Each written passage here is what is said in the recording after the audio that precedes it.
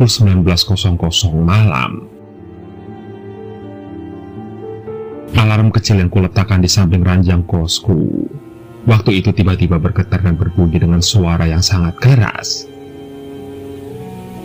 Bunyi alarm tersebut menandakan jika tepat 1 jam lagi aku ada jadwal baru mata kuliah yang harus kulakukan.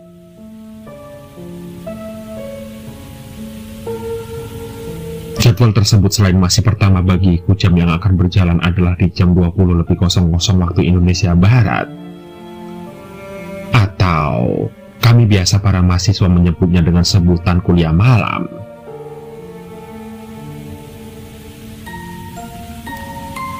Tentu saja aku pun segera menyiapkan semua buku dan perlengkapan yang harus kubawa saat mata kuliah malam itu. Tidak hanya itu, karena waktu itu aku malas untuk pergi mencari makan, akhirnya aku pun memutuskan untuk hanya membawa roti yang nantinya akan kumakan di dalam kelas.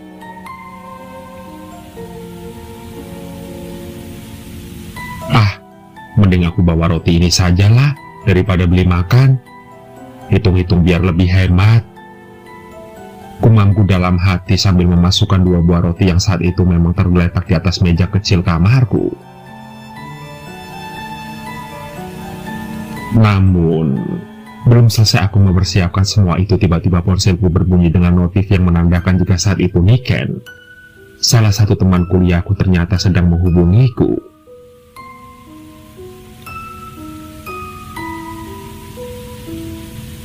Iya, halo Ken, ada apa? Ucapku sambil tanganku yang terus memasukkan satu persatu buku ke dalam tasku. Aku nggak masuk ya Del, badanku sakit semua. Nanti kalau ada tugas kabarin aku ya. Jawab Niken yang waktu itu terdengar seperti kurang enak badan.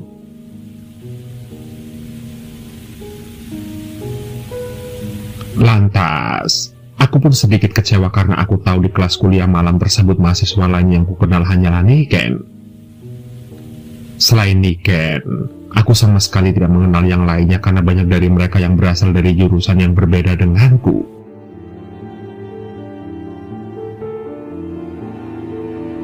Ya sudah, cepat sembuh ya Ken.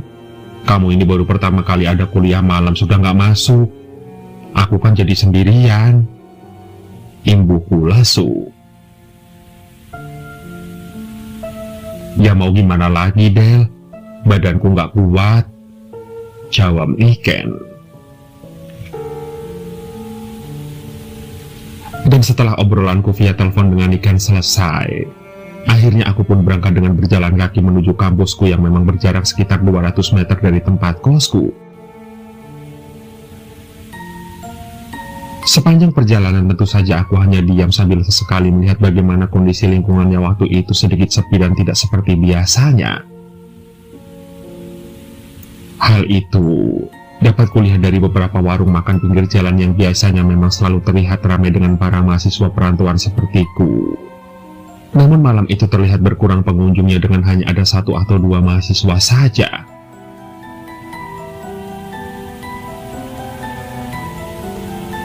Tumben sepi, biasanya kan ramai. Kumangku dalam hati sambil kakiku yang terus saja melangkah tidak berhenti. Akhirnya, tanpa mempedulikan semua itu, aku pun melanjutkan perjalananku menuju kampusku yang memang terletak persis di ujung jalan yang kulalui waktu itu. Hingga setelah beberapa lama kemudian akhirnya aku pun sampai di gerbang utama kampusku. Yang malam itu juga terlihat sepi dengan hanya ada bapak satpam yang sibuk menonton pertandingan bola.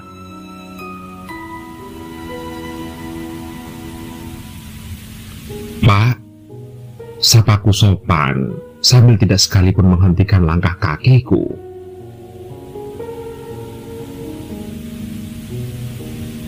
Loh Mbak Adel, ada jadwal kuliah ya Mbak? Sapa Pak Satpam tersebut. Iya Pak, jawabku singkat. Kok tumben sendirian? Imbu Pak Satpam. Iya nih Pak, teman-teman pada gak masuk soalnya.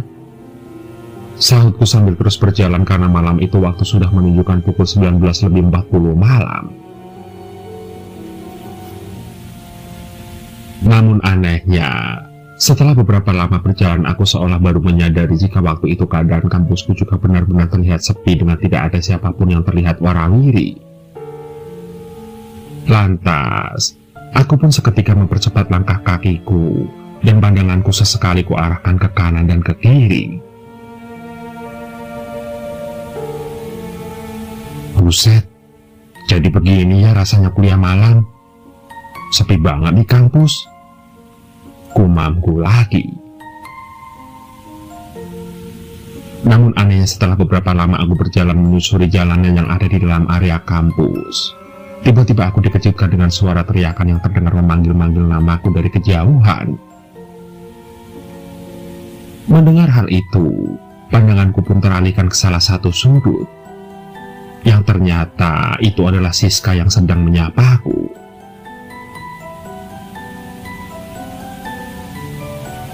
"Kamu mau kemana, Del?" tanyanya. "Aku ada jadwal kuliah, Bu Farah," jawabku. "Sendirian? Di mana?" tanya Siska yang terlihat sambil berjalan mendekatiku. "Katanya sih di gedung 4 lantai 7, ruang pojokan itu loh," ucapku sambil berhenti sejenak. Mendengar ucapanku, Siska yang sebelumnya terlihat tersenyum menyapa aku tiba-tiba terlihat kaget dan wajahnya seolah tidak percaya dengan apa yang baru saja aku katakan. "Yang benar? Jangan sendirian, Del," sahut Siska sambil terlihat mempercepat langkah kakinya ke arahku. Namun karena waktu yang kurasa sudah semakin mepet, aku pun akhirnya memutuskan untuk pergi meninggalkan Siska karena aku takut ketinggalan mata kuliah yang sepertinya sudah akan dimulai tersebut. "Nanti saja ya, Sis. Kalau sudah pulang aku main ke kosmu. Sekarang aku buru-buru." "Ya udah ya. Bye," ucapku karena aku menganggap akan terlambat jika aku harus mengobrol dengan Siska terlebih dahulu. Sontak, Siska yang sebelumnya berjalan ke arahku pun tiba-tiba berhenti. Dia menatapku dengan wajah yang keheranan.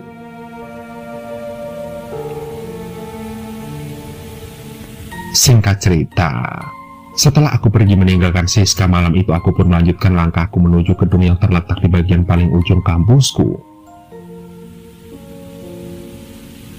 Aku sedikit mempercepat langkahku karena waktu yang saat itu sudah semakin mepet. Dan tepat pukul 20:00 malam, aku pun sampai di gedung tujuanku dan mulai menaiki tangga satu persatu untuk menuju lantai paling atas, yaitu lantai 7. Yang dimana di lantai itulah mata kuliahku akan dilakukan.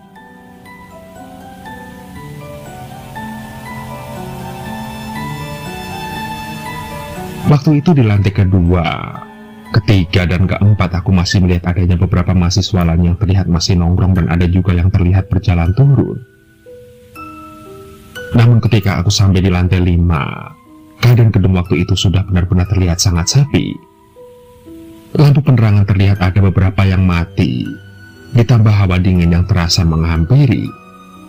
Membuatku memang sempat berpikir jika sepertinya aku tidak seharusnya berada di gedung ini. Kok perasaanku jadi tidak enak begini ya? Jangan-jangan aku salah gedung, gumamku dalam hati.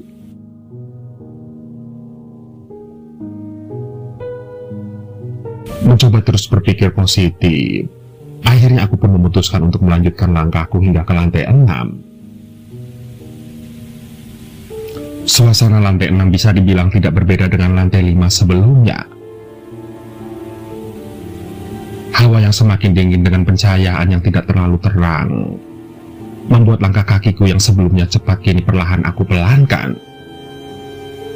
Untungnya meskipun suasana lantai 6 terlihat sangat mencekam, Aku masih melihat adanya ibu-ibu yang terlihat dari kejauhan sedang menyapu lantai dengan posisi tubuhnya yang sedikit menunduk layaknya orang bungkuk. Lantas, perasaanku pun sedikit menjadi lebih lega. Kemudian aku pun dengan mantap melanjutkan langkahku menaiki tangga menuju ke arah lantai 7. Alhamdulillah, masih ada orang bersih-bersih, jadi nggak sepi-sepi amat. Ucapku dalam hati sambil kakiku yang perlahan terus menaiki tangga terakhir yang ada di gedung ini. Namun sesampainya aku di lantai 7, aku seketika terkejut bukan main karena saat itu keadaan lantai 7 benar-benar sepi dan gelap. Tidak hanya itu, selain sepi, kondisi lantai 7 tersebut sangatlah kotor seolah-olah tidak pernah digunakan untuk kegiatan belajar mengajar. Nampak meja dan kursi di setiap ruangan kelas yang masih terlihat berantakan. Ditambah kaca-kaca yang juga ada yang terlihat pecah tidak karuan. Aku pun sontak menghentikan langkahku dan perasaanku mulai tidak enak. Selain kebingungan, aku juga mulai ketakutan.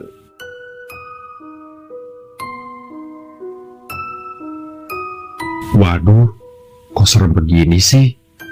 Pasti aku salah informasi deh. Ucapku dalam hati sembari mulai mengeluarkan ponselku agar aku bisa segera menghubungi Niken. Namun, belum selesai aku berusaha menghubungi Niken, tiba-tiba aku dikejutkan dengan suara langkah kaki menaiki tangga yang terdengar dari bawah dan menuju ke arah lantai tempatku berdiri. Sontak aku pun terkejut. Aku terus menatap ke arah ujung tangga. Aku penasaran siapakah sumber suara langkah kaki yang kudengar itu. Setelah beberapa saat kemudian, aku pun melihat adanya beberapa laki-laki dan perempuan yang terlihat sampai di lantai itu. Lalu, mereka berjalan melewati begitu saja dan tidak sekalipun menghiraukanku yang memang berdiri tidak jauh darinya. Anehnya beberapa anak tersebut terlihat terus berjalan ke arah ruang pojokan, yang dimana di ruangan itulah tempat yang aku akan gunakan di jadwal mata kuliah malam itu. Aku pun sontak kembali terkejut karena ruangan pojokan yang sebelumnya terlihat gelap dan kosong, tiba-tiba saja terlihat menyala redup. Aku pun kemudian bergegas mengikuti langkah kaki mahasiswa tersebut, karena aku berpikir aku memiliki jadwal yang sama dengan mereka. Sesampainya aku di ruangan pojokan, aku semakin terkejut.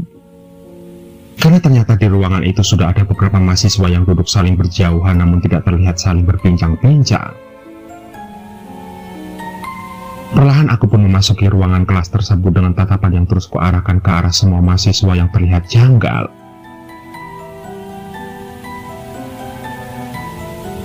Dan tanpa mempedulikan semua itu, aku pun kemudian duduk di salah satu bangku yang ada di ruangan itu dengan perasaan yang terasa semakin lama sudah semakin tidak bisa aku jelaskan. Satu persatu mahasiswa yang ada di ruangan tersebut kuperhatikan dengan lebih teliti lagi. Sesekali aku menoleh ke kanan dan ke kiri, karena aku merasa jika aku seolah-olah sedang tidak ada di kampusku sendiri.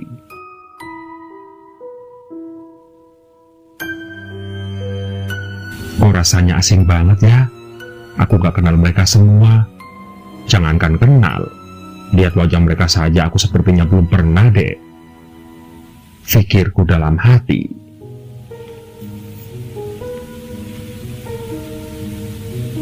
Sayangnya belum lama aku duduk dan memperhatikan mahasiswa yang ada di ruangan tersebut, tiba-tiba aku mencium aroma busuk yang tercium kuat entah dari mana asalnya.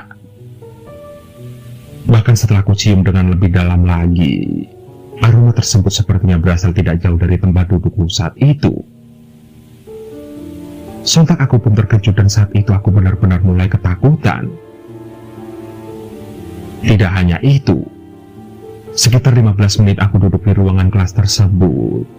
Aku seolah-olah juga baru menyadari jika dari tadi semua mahasiswa yang ada di dalam ruangan itu sama sekali tidak terlihat saling bertegur sapa. Nampak semuanya hanya diam layaknya orang yang tidak saling mengenali. Bahkan jika ku ingat-ingat kembali, posisi duduk semua mahasiswa itu benar-benar tidak berubah. Tangannya di atas meja dengan kepalanya yang sedikit menunduk ke bawah, dan tatapannya juga terlihat kosong. Hingga setelah beberapa lama aku menunggu, malam itu aku tidak kunjung melihat adanya dosen yang seharusnya datang untuk mengajarku. Karena pikiranku yang sudah semakin tidak nyaman, lantas aku pun memutuskan untuk segera berdiri dan pergi dari kelas itu. Mendingan cabut kayaknya ada yang gak beres nih, gumamku dalam hati. Namun ketika aku masih mengangkat tasku, dari belakang aku tiba-tiba dilarang oleh seorang perempuan yang aku pun sebenarnya juga terkejut dengan adanya perempuan itu. Karena masih ingat jelas olehku, saat aku memilih tempat duduk ini, aku tidak melihat adanya siapapun yang ada di belakangku.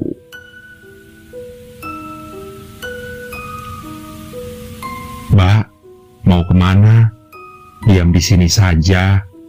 Nanti kalau Mbak keluar mereka semua ngikut," ucap perempuan tersebut yang nampak seumuran denganku.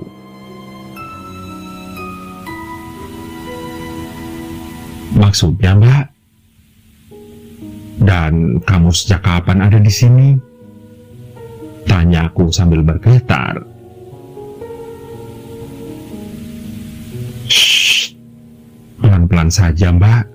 Nanti mereka tahu kalau Mbak bukan temannya," ibu perempuan itu sembari menyarankan agar aku kembali duduk di tempat dudukku. Seketika aku pun duduk kembali dengan perasaan yang sedikit lega, karena waktu itu aku sudah mendapat teman untuk mengobrol. "Mbak baru pertama kali ya?" tanya perempuan itu. "Iya, Mbak. Di semester ini aku ada mata kuliah tambahan," jawabku pelan.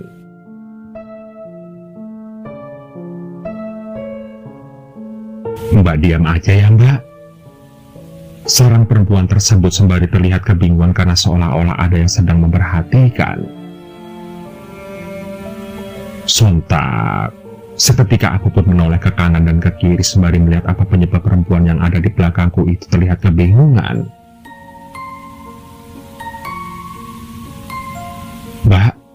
Mbak nggak apa-apa?" tanyaku. Namun karena pertanyaanku yang tidak kunjung mendapatkan jawaban, kemudian aku pun tidak menghiraukan perempuan tersebut dan kembali duduk diam sembari menunggu kedatangan dosen pengajar. Namun, setelah menunggu sekitar 1 jam lamanya, dosen pengajar tersebut tidak kunjung datang.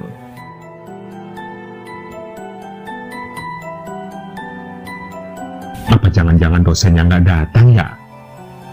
Mending ku tanyakan ke perempuan yang ada di belakangku gumamku dalam hati sambil tubuhku seketika menoleh ke arah belakang. Namun anehnya ketika aku menoleh ke belakang, aku tidak lagi melihat adanya perempuan yang sebelumnya mengobrol denganku itu. Nampak kondisi di belakangku benar-benar kosong. Sontak jantungku pun seketika berdetak kencang dan keringat dingin mulai keluar dari tubuhku. "Loh, kok nggak ada orang?" gumamku dalam hati sambil keheranan.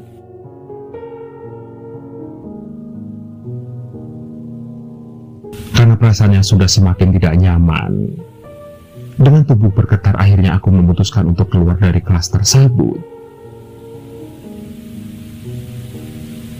Ketika aku berjalan keluar dari kelas tersebut, para mahasiswa yang sebelumnya hanya duduk diam, kini mereka semua terlihat menoleh ke arahku dengan tatapan yang terlihat sangat dingin tanpa ekspresi.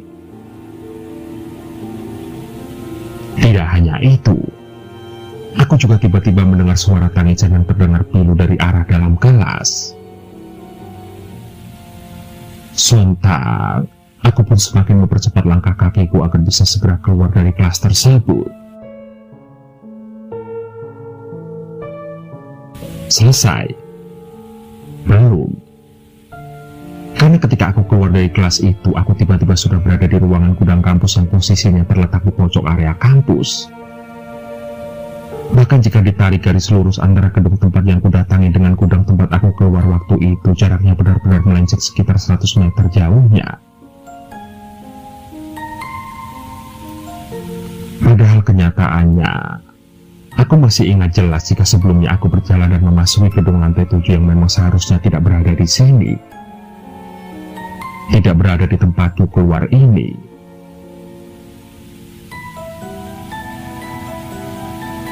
Astagfirullah, kok aku sampai di sini sih?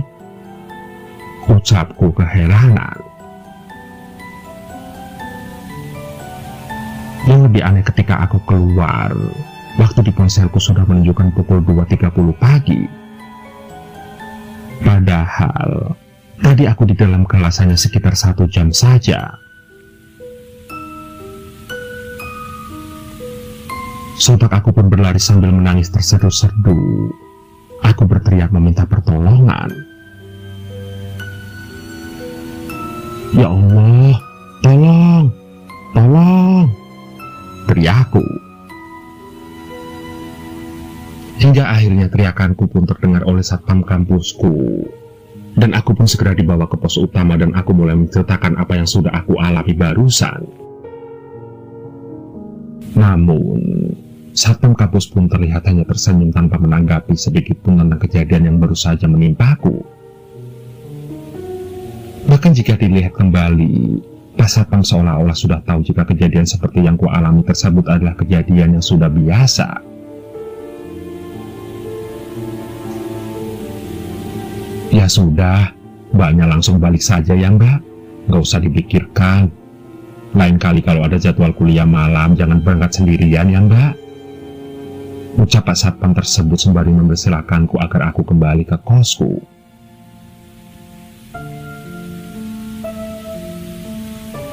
Singkat cerita, setelah kejadian tersebut aku benar-benar trauma dan sempat tidak berani pergi ke kampus lagi hingga beberapa hari lamanya.